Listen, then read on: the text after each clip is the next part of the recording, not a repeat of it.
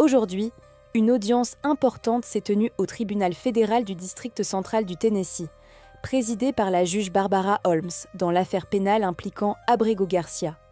Celui-ci a été extradé vers les États-Unis, arrêté rapidement, puis accusé de trafic d'êtres humains.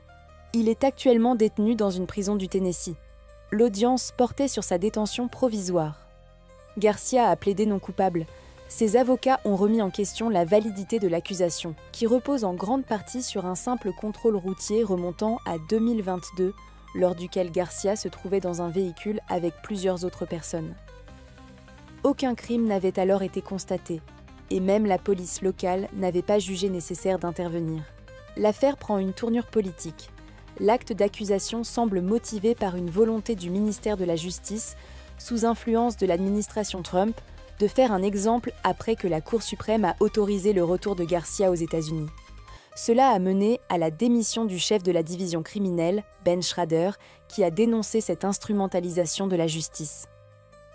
Lors de l'audience, les avocats de Garcia ont souligné que les témoignages contre lui venaient de personnes ayant reçu des avantages en échange de leur coopération, notamment 2 témoins déjà condamnés et expulsés à plusieurs reprises.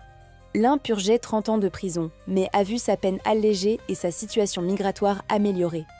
Pourtant, le FBI nie leur avoir accordé un quelconque traitement de faveur. L'un des éléments principaux de l'accusation est ce fameux contrôle routier de 2022, qui n'a révélé ni drogue ni armes, malgré la présence d'un chien renifleur. Pourtant, 2 ans et demi plus tard, cette scène est réutilisée comme base d'une accusation de trafic d'êtres humains. Le procureur qui s'est présenté lui-même en audience, fait inhabituel, a admis être là à contre-cœur et a même laissé entendre qu'il n'avait pas été préparé à assumer cette tâche. Il a avancé que, même si Garcia était libéré, il serait immédiatement repris par les services d'immigration, ICE, et potentiellement expulsé ailleurs que vers le Salvador, où sa déportation est interdite.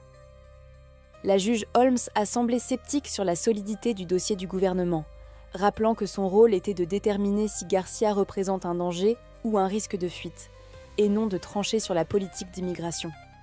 L'affaire repose essentiellement sur des témoins compromis, un contexte politique tendu et un événement banal monté en épingle.